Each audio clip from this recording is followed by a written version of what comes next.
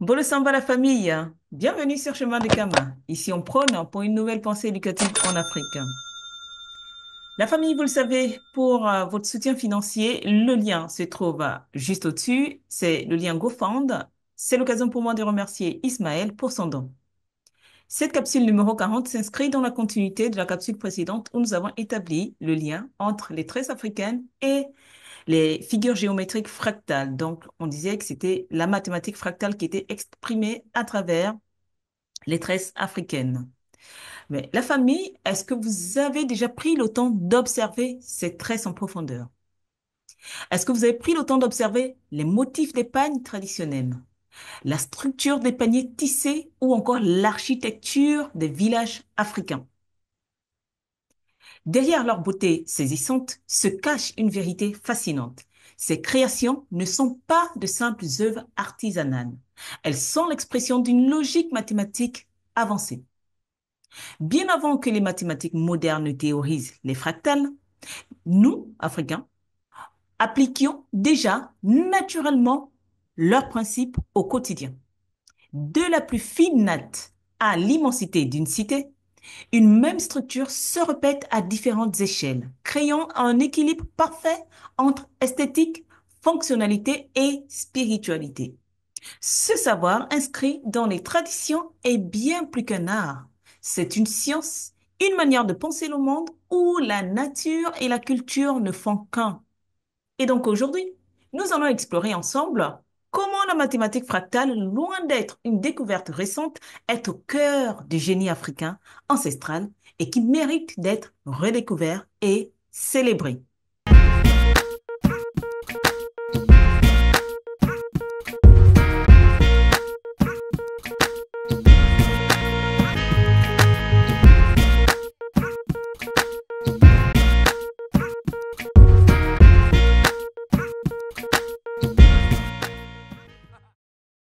La famille, j'ai titré cette présentation des tresses au tissage, de l'artisanat à l'architecture, la mathématique fractale au cœur d'un savoir inné africain. La mathématique fractale au cœur d'un savoir inné africain. Découvrons le plan du coup qui va faire l'objet de notre analyse du jour. Donc, on commencera par définir la notion de fractal, puis on ira dans le point 2 où on va parler de la fractale dans les tresses africaines. Nous allons parler de la fractale dans les tissus africains. Nous allons parler de la fractale dans l'artisanat africain. Et nous allons parler de la fractale dans l'architecture africaine. Vous verrez comment est-ce que ce plan est en résonance avec le titre qui est marqué La mathématique fractale au cœur du savoir inné africain. Et donc, à travers ce plan, nous allons montrer que l'Africain recèle une compréhension avancée des structures dynamiques par la manifestation de la fractale dans tous ses savoirs. Passons maintenant au point 1 qui va concerner la définition de la fractale. Il faut dire que les fractales sont des structures géométriques représentant un motif répétitif à différentes échelles. Elles sont omniprésentes dans la nature et dans les savoirs africains. Il faut savoir que le mot fractal n'a été inventé que récemment, en 1975, par un mathématicien français du nom de Mandelbrot. Aussi, en tant que domaine d'étude, la géométrie fractale n'a pris son essor en Occident qu'au XVIIe siècle. Or, nous, Africains, avons pratiqué cette géométrie fractale pendant des siècles avant la découverte de l'Occident. Aussi, il faut savoir que l'on retrouve les fractales partout dans les savoirs africains, dans les tresses, dans les motifs, dans les textiles, les sculptures, dans l'artisanat, dans l'architecture traditionnelle africaine et même dans la divination, dans les masques aussi. Il faut le savoir. Passons du coup au premier point qui va concerner la fractale dans les tresses africaines. Donc, nous allons démontrer ici comment est-ce que la fractale se déploie dans les tresses africaines. Donc, il faut dire que les coiffures tressées des femmes africaines offrent une application fascinante de la géométrie fractale, notamment à travers le concept de géométrie de la cartographie conforme. Je pense que les informaticiens savent de quoi il est question ici. Ou, donc, cette géographie de la cartographie conforme, c'est lorsqu'un motif est conçu pour épouser ou s'adapter au contour d'une structure préexistante. En l'occurrence ici, c'est la tête, donc qui est la structure préexistante. Donc, dans un article écrit par Abdul Rotimi Mohamed en 2023, je mets le lien dans la bibliographie. Donc, il est dit qu'un exemple marquant est la coiffure Yoruba, qui est appelée Ipako en langue endogène, bien sûr, Ipako LED, donc plus connue sous le nom de cornrow aux États-Unis. Donc, c'est la coiffure que vous voyez à l'écran. L'autosimilarité, propriété fondamentale des fractales, est visible dans la répétition des tresses sur la tête, tandis que la mise à l'échelle s'exprime dans certaines coiffures où les tresses commencent fines avant de s'épaissir progressivement. Ce principe est bien connu des femmes africaines et peut être observé. En effet, les motifs géométriques pourraient être mieux appréciés en regardant la capture écran que vous avez sous les yeux. Donc, c'est la capture écran d'un logiciel de modélisation. Donc, vous pouvez observer la structure mathématique de la coiffure que vous voyez à votre droite. Et donc, la nature répétitive des motifs fractales permet d'envisager une génération artificielle par programmation informatique. En spécifiant les propriétés mathématiques des tresses initiales, les règles pour générer la suivante et le nombre d'itérations, il est possible de recréer numériquement une tresse entière. Donc, Hippaco Elide, donc la coiffure cornrow, n'est qu'un exemple parmi d'autres coiffures africaines au motif fractal comme le koroba, une autre coiffure yoruba ou encore la tresse de fil traditionnelle à Yaoundé, au Cameroun. Ainsi donc, l'art du tressage des cheveux partage une logique commune avec le tissage textile en Afrique. Tous deux reposent sur la répétition des motifs, la précision des gestes et la transmission des savoirs. Que ce soit avec les fibres naturelles ou une chevelure, tresser et tisser implique une maîtrise des entrelacements et des structures géométriques. Et donc, le tressage démontre une application innée des concepts mathématiques avancés bien avant la formalisation de ces structures fractales-là en Occident. Je vous propose maintenant de passer au point 2 qui va concerner la fractale dans les tissus africains. C'est vraiment un autre domaine de science où la fractale est prépondérante. Et donc, il faut dire que l'Afrique est riche des traditions textiles et artisanales qui illustrent cette continuité entre le tressage capillaire et l'art du tissage. Parmi les tissus les plus emblématiques, on retrouve par exemple le kente du Ghana, donc un tissu de soie ou de coton dont les motifs colorés suivent des principes géométriques similaires à ceux des tresses et symbolisent la royauté et la sagesse. Au Ghana, les anciens motifs kente type produits par les métiers à tisser manuels du village et non les plus récents produits par les machines automatisées qui sont largement exportés. Donc, ces anciens motifs quintés qui sont produits manuellement utilisent une technique de mise à l'échelle qui a en effet un équivalent dans les mathématiques occidentales qui s'appelle la transformation affine contractive. Nous allons passer maintenant au bogolan qui est réalisé à partir des bandes de coton tissées puis teintées avec de l'argile fermentée, où chaque motif possède une signification rituelique. Donc, il y a toujours les structures fractales telles que vous pouvez observer à l'image. Passons maintenant au velours Kuba. Donc, le raffia du Congo, c'est un tissu qui s'appelle aussi velours de Kasaï. Donc, c'est un tissu que l'on retrouve au Congo qui présente des dessins qui rappellent les motifs en fait des tresses coiffées qu'on a souvent sur la tête. Et donc, il est utilisé dans des contextes cérémoniels, au fait. C'est un tissu haut de gamme, hein, au fait. C'était porté par des nobles à l'époque. Et maintenant, passons au tissu adiré du Nigeria. Donc, les fabricants du tissu adiré au Nigeria ne sont pas en reste, bien sûr, dans la logique d'exprimer les mathématiques fractales. Les motifs adirés sont souvent inspirés de la nature et des symboles traditionnels. Et donc, il faut savoir qu'ici, les tisserands n'appliquent pas la technique de mise à l'échelle en résolvant des équations sur papier ou en programmant des équations dans des ordinateurs. Ça veut dire ici qu'ils ne réfléchissent pas, ils vont pas faire des calculs sur du papier avant d'aller faire des tracés, au fait. Ils dessinent ces motifs géométriques en ayant un modèle mental dans leur tête en l'appliquant à la conception du tissu. Ça veut dire que c'est un savoir inné au fait. parce que c'est des applications mentales. Ils ont le dessin mentalement et ils reproduisent ça sur des tissus. Et donc, sur ce point de la fractale dans les tissus africains, je vais vous lire un extrait de ce livre Afrique et mathématiques de Dirk Elbroek à la page 84, où il parle de motifs géométriques. Il dit, certaines étoffes tissées paraissent avoir une inspiration mathématique. Les Ashantis du Ghana utilisent de manière très intensive des motifs géométriques dans leurs étoffes tissées et en Côte d'Ivoire et au Burkina Faso, il existe beaucoup de motifs de tissage semblables. Nous allons passer maintenant au point suivant où nous allons parler de la fractale dans l'artisanat africain. Qu'en est-il?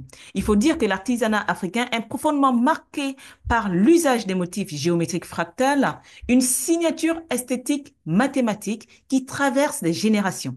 Loin d'être de simples ornements, ces motifs traduisent une compréhension intuitive des structures répétitives et des principes d'autosimilarité que l'on retrouve partout dans la nature. L'art de la vannerie est un exemple frappant. La confection de paniers, de nattes et d'objets en fibres végétales repose sur la technique du tressage qui rappelle directement celle des coiffures traditionnelles africaines. Que ce soit dans les motifs en spirale des paniers d'Afrique de l'Est, les entrecroisements des nattes sahéliennes ou les tissages serrés des sacs et corbeilles d'Afrique centrale, on observe des formes qui se répètent à différentes échelles. Et cela illustre le principe des fractales. Une même structure de base peut être agrandie ou réduite tout en conservant son harmonie et son organisation interne. Ces objets ne sont pas conçus par hasard. Chaque motif suit une logique mathématique où la répétition, la symétrie et la mise à l'échelle donnent naissance à des compositions complexes et équilibrées. Par exemple, les paniers en spirale imitent la croissance naturelle de certains coquillages et plantes, tandis que les motifs entrelacés rappellent les réseaux de racines et les ramifications des arbres.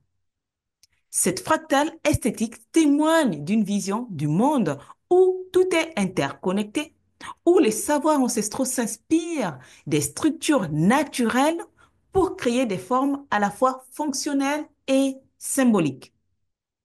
Et donc, à travers la vannerie et d'autres formes d'artisanat, la géométrie fractale s'exprime comme une véritable science appliquée, un savoir-faire hérité qui dépasse le simple cadre artistique pour s'inscrire dans une cosmologie où l'ordre du monde est codifié dans les gestes et les motifs. Donc voilà ce qui est de la mathématique fractale dans l'artisanat africain. Vous voyez qu'il y a toujours un lien avec le tressage, donc la coiffure. Il y a un lien avec le tissage, donc nos tissus. Passons maintenant au prochain point, donc la fractale dans l'architecture africaine. Qu'en est-il? Eh bien, il faut dire que l'architecture africaine utilise abondamment le concept de fractale. Un exemple, c'est par exemple Lalibela en Éthiopie, qui est une ville emblématique connue pour ses églises monolithes creusées dans la roche. Ce site sacré, composé de 11 édifices taillés dans la pierre volcanique, témoigne non seulement du génie architectural éthiopien, mais aussi de la conception mathématique avancée. Le mathématicien Ron Iglash a mis en lumière le fait que l'organisation spatiale de la Libella repose sur une structure fractale, un principe omniprésent dans l'architecture et les traditions africaines. Je vais vous mettre juste après le document qui parle de cela, au fait, où Ron Iglash, pardon, dit lui-même, au fait, ce qu'est la libella, au fait, et comment est-ce que la mathématique fractale se retrouve dans tous les savoirs africains. Je vous mettrai l'élément juste après. Et donc, les fractales sont des formes géométriques caractérisées par l'autosimilarité où une même structure se répète à différentes échelles. À la Libella, cette logique se manifeste dans l'agencement des églises disposées selon un schéma récurrent qui rappelle la répétition des motifs fractales. Chaque édifice s'intègre dans un ensemble plus vaste, reflétant une organisation hiérarchique similaire au village africain, où les structures familiales et communautaires suivent une logique d'imbrication à plusieurs niveaux. Cette conception qui dépasse le simple aspect esthétique traduit une vision du monde profondément enracinée dans les savoirs africains où la spiritualité et les mathématiques s'entrelacent harmonieusement. Ainsi, Lalibela ne se distingue pas seulement par sa magnificence architecturale, mais aussi par son inscription dans une tradition mathématique ancestrale qui trouve son écho dans la nature et la culture africaine. Un autre exemple de ce génie, au fait, de cette conception de la fractale dans l'architecture africaine, c'est la Grande Muraille de Benin City. Benin City, qui est un royaume ancien africain qui se trouvait dans l'actuel Nigeria. Donc, cette enceinte détruite par les Britanniques en 1897, malheureusement pour nous. Il faut savoir qu'on estimait qu'elle mesurait environ 16 kilomètres de long, le seul artefact artificiel plus long que celle de la Grande Muraille de Chine. Je ferai une capsule spéciale là-dessus. Il a fallu environ 600 ans aux habitants de Bénin pour la terminer. La construction de la muraille a commencé en l'an 800 et n'a été achevée qu'aux alentours de l'an 1460. Les murs protégeaient la ville de Bénin qui, selon les visiteurs portugais, qui la visitèrent en 1485, disait que c'était l'une des villes les plus belles et les mieux planifiées du monde. La conception de la ville et des villages était basée sur la géométrie fractale. On peut également retrouver cette intégration de la mathématique fractale dans l'architecture africaine chez les peuples Kotoko au Cameroun, chez les peuples Mandara aussi également au Cameroun, et chez les peuples Baïla, par exemple, du Zimbabwe, au fait. On a des images de ces constructions-là, au fait, qui sont vraiment, qui font ressortir vraiment une architecture fractale. Voici ce que dit à ce sujet Dick Elbrook à la page 16. Vous lirez. Martin Gardner, un écrivain américain de livres en mathématiques, était étonné que certaines traditions africaines suggèrent une conception entièrement circulaire du monde autour d'eux. Et donc, les Zoulous vivent dans un monde entièrement rond, avec des formes circulaires. Il le dit à la page 16. Et à la page 17, il dit que des études d'architecture traditionnelle au Rwanda et au Burundi suggèrent une conception similaire du monde dans la région appelée des Grands Lacs, c'est-à-dire la région autour des lacs Tanganyika, Kivu et Rutanzige. Ce n'est probablement pas tellement étonnant car malgré la distance énorme entre l'Afrique du Sud des Zoulous et le Burundi central, les deux cultures se sont certainement rencontrées. L'archétype architectural qui s'est imposé à travers le temps au Burundi est désigné par Rugu, un mot qui signifie beaucoup de cases. Entouré par une espèce de chorale, il contient des parties de l'habitation des parents, des enfants et du bétail. Des cercles dominent la construction à partir des murs extérieurs pour les cases, les séparations entre les différentes parties jusqu'aux subdivisions à l'intérieur des cases. Pour les mathématiciens, il n'y a pas de raison de préférer une ligne droite à une courbe. Un segment de droite peut bien correspondre à une approximation linéaire et donc plus simple dans beaucoup de problèmes. Mais un cercle possède alors l'agréable propriété qu'il contourne la plus grande surface par la plus petite circonférence. D'un point de vue mathématique, on pourrait donc préférer un corral rond parce que, de cette façon, le plus grand nombre de bétail peut être rassemblé avec la plus petite clôture. Et à la page 21, il y a des images qui montrent en fait l'évolution de l'architecture au Burundi. Donc, on est parti des cases rondes aux cases rectangles. Donc, je ne sais pas si vous pouvez voir, bien voir à l'écran, je ne sais pas si je le mets bien. Donc, les premières cases étaient rondes, vous le voyez bien, et puis il y a une évolution du rond vers le carré, puis vers le rectangle. Et donc, il dit que la colonisation est une telle situation et en Afrique, elle a également engendré des exemples dans les sciences plus exactes. Par exemple, les plans circulaires, donc ronds, traditionnels, déjà mentionnés, ont été remplacés peu à peu par des plans rectangulaires. Donc aujourd'hui, si on construit de façon rectangulaire, ben c'est du fait de la colonisation. Et donc, je vous mets juste après un extrait qui démontre encore une fois que la mathématique fractale est innée dans l'être africain, que la mathématique fractale se retrouve dans tous les savoirs africains. Je vous mets l'élément. Je me rends en Éthiopie pour voir l'une des merveilles du monde.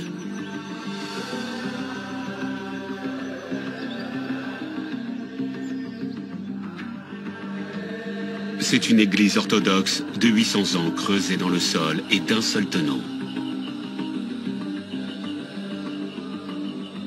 C'est magique.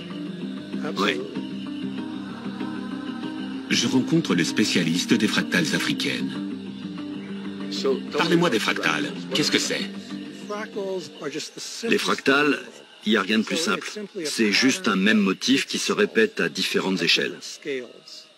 Donc, sur un édifice comme celui-ci, on a les croix tout en haut, grandes, moyennes et petites. Oui, on a une croix dans des croix sur le toit. Et au centre, une sorte de X, qu'on peut voir comme le cœur de la fractale, à partir duquel tout part. Si vous regardez l'intérieur, vous verrez que le motif de la croix se reproduit, comme en écho, jusqu'à la base de l'église. C'est un thème géométrique qui revient sans cesse dans les constructions africaines de ce type. C'est donc une vision du monde différente de celle des Occidentaux. Tout à fait. On retrouve la géométrie fractale dans la nature, ses reproductions à l'infini. Sur un arbre, par exemple, on a une branche qui se divise en plusieurs branches, qui se divise en plusieurs branches, et ainsi de suite. Et les nuages sont composés de nuages de plus en plus petits. Et les pics des montagnes aussi. Et les flocons de neige. Exactement. Dans la nature, on a des reproductions fractales. Un jour, en regardant des photos aériennes de villages africains, je me suis dit, ça alors, on dirait des fractales. Et c'est là que j'ai réalisé que ça devait être une caractéristique culturelle, ou une forme de savoir collectif. Une fois qu'on comprend les fractales et qu'on sait les décoder, on voit que c'est le principe de base du système de savoir autochtone, partout en Afrique. On le retrouve au Sénégal, au Mali, au Burkina Faso, au Ghana, au Cameroun, en Afrique du Sud, en Tanzanie de l'Est. Partout, il y a des ensembles d'algorithmes sur une base fractale. À Addis Abeba, un bâtiment entier a une architecture fractale. Il respire. Il a des perforations fractales sur sa façade, ce qui réduit radicalement les besoins en climatisation. L'Occident a mis beaucoup de temps à identifier ces motifs. Oui, il a fallu attendre 1977 pour que le premier livre sur les fractales soit publié, alors que les Africains les utilisaient depuis des siècles. Les fractales africaines ont-elles eu un impact sur le monde? Oui, à travers un système de divination qui reposait sur les mathématiques. Il faut tracer des lignes au hasard en les énumérant, on les dessine dans le sable. Pour un nombre pair, on fait 2 traits. Si c'est impair, c'est un seul trait. Et quand je suis allé voir ceux qui pratiquaient cet art pour leur demander de m'en parler, ils m'ont répondu non, c'est un secret, on ne peut rien vous dire. Alors il a fallu que je me fasse initier pour devenir un prêtre de géomancie. Et j'ai appris qu'au XIIe siècle, ce système était arrivé en Europe et avait été adopté par des alchimistes. Leibniz, le mathématicien allemand qui a inventé le code binaire, a étudié ce système. Ensuite, on passe de Leibniz à George Boole, qui a créé l'algèbre de Boole. Et cette algèbre a donné l'ordinateur de John von Neumann. Ça a conduit à la naissance de l'informatique numérique. Ces lignes de 1 et de 0 et tous nos circuits numériques ont une lointaine origine africaine. Il y a 2 voies possibles en mathématiques. L'une consiste à imaginer comment imposer l'ordre en partant d'en haut, et l'autre à laisser l'ordre émerger d'en bas. J'espère que nous pouvons aujourd'hui reprendre le processus qui a été interrompu par la traite des esclaves. Et donc, pour revenir à nos tresses, il faut savoir que, du coup, nos tresses sont un symbole puissant. Donc, je le réitère, nos tresses ne sont pas diaboliques. Nos tresses démontrent notre maîtrise innée de la mathématique fractale. Vous l'aurez maintenant compris. Cette mathématique fractale qui est la mathématique de l'univers. C'est la géométrie de l'univers, c'est la mathématique de l'univers qu'on projette à travers nos tresses, à travers nos tissus, à travers notre architecture, à travers notre artisanat. C'est la mathématique fractale qui se déploie partout. Donc, nos tresses sont un héritage culturel. Nos tresses se transmettent de génération en génération. Le tressage est un moment de transmission où les aînés enseignent aux plus jeunes non seulement la technique, mais aussi l'histoire et les valeurs. Nous, on n'a pas d'école pour aller apprendre à tresser. C'est vraiment en tressant sur le tas que on apprend, en fait, qu'on transmet ce savoir de génération en génération. Et nos tresses sont un langage visuel. Donc, c'est une mémoire vivante et une science ancestrale qui témoigne de la richesse du savoir africain. Maintenant que nous savons tout ça, maintenant que nous savons que la mathématique fractale est au cœur du savoir africain, est inné en l'homme africain, que ce savoir-là est inscrit dans nos gènes, que peut-on dire maintenant? Ben, que le tressage des cheveux, le tissage, l'architecture en Afrique partagent une logique commune, ancrée dans la répétition des motifs et la précision des gestes, que ce soit sur une chevelure ou avec des fibres ou des matériaux naturels, l'acte de tresser, de tisser, de construire repose sur une même maîtrise d'entrelacement et des motifs géométriques. L'art de la vannerie en est un exemple frappant. La confection des paniers, des nattes, des objets en fibres végétales repose sur des techniques de tressage qui rappellent directement celles des coiffures traditionnelles africaines. Que ce soit les motifs en spirale, des paniers d'Afrique de l'Ouest, comme je l'ai dit tout à l'heure, ou les entrecroisements réguliers entre les nattes sahéliennes, où on retrouve un langage géographique mathématique commun basé sur la répétition des motifs et la mise à l'échelle progressive des formes, ces structures, loin d'être purement esthétiques, traduisent une vision du monde où tout est interconnecté, où l'ordre de l'univers se reflète dans le geste quotidien des artisans et des coiffeurs. De la même manière, dans l'architecture, la géométrie est un principe récurrent qui structure aussi bien l'espace que les objets du quotidien. Notre architecture, qu'il s'agisse des villages disposés en cercles concentriques, comme je l'ai dit tout à l'heure, donc au Cameroun par exemple, ou même chez les Dogons, où les villages sont imbriqués les unes dans les autres dans les falaises du Bandiagara au Mali, ou encore la libella en Éthiopie, on en a parlé, dans l'organisation des monolithes suit la logique des structures emboîtées et autosémilaires où chaque édifice s'insère dans une composition plus vaste, ben, toutes ces architectures obéissent à des logiques fractales. Elles illustrent une manière de penser l'espace où le tout se reflète dans une partie et où chaque structure est à la fois autonome et intégrée dans un ensemble plus large. Cette approche de la construction et de l'ornement n'est donc pas le fruit du hasard, mais le résultat d'un savoir ancestral profondément ancré dans les mathématiques naturelles et l'observation du vivant. Et donc, ici, l'homme noir a commencé à observer le vivant. On n'a pas reçu de livre, on n'a pas reçu, Dieu ne nous a jamais parlé. On a observé le vivant et on a mimé ce vivant-là, en fait. On a mimé ce vivant. Et donc, ces figures géométriques, ces structures témoignent d'une compréhension intuitive, des forces dynamiques qui organisent le monde. Une science qui, bien avant l'ère moderne, s'exprimait déjà dans les tresses, dans les textiles, dans les villages, dans les cités, dans tous les monuments africains. Ainsi, qu'il s'agisse des coiffures, de la vannerie, de l'urbanisation ou encore de l'architecture, la géométrie fractale imprègne en profondeur les cultures africaines. Bien plus qu'un simple motif esthétique, comme je l'ai dit, elle traduit une vision du monde où l'ordre du cosmos se manifeste dans chaque création humaine en réalisant un lien indissociable entre l'art, la mathématique et la spiritualité. Les fractales sont omniprésentes dans les constructions africaines. Ce n'est pas le fruit du hasard. Elles constituent une signature culturelle, un savoir ancestral partagé qui témoigne de l'ingéniosité, de la cohérence des traditions africaines. Ce langage géométrique, inscrit dans les pratiques artisanales et architecturales, révèle l'harmonie intemporelle entre les sciences mathématiques et la pensée africaine.